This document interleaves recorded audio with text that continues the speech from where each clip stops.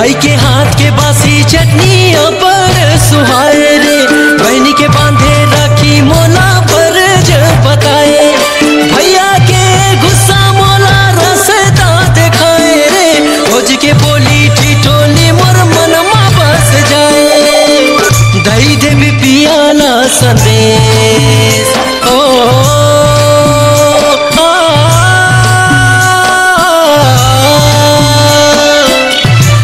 देवी पियाला संदेश मोर संगी रे,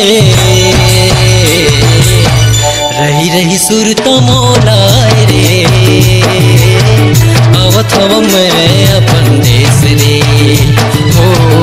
आवत हव मैं अपन देश रे, दई देवी पियाला संदेश रे, आवत हव मैं अपन देश रे।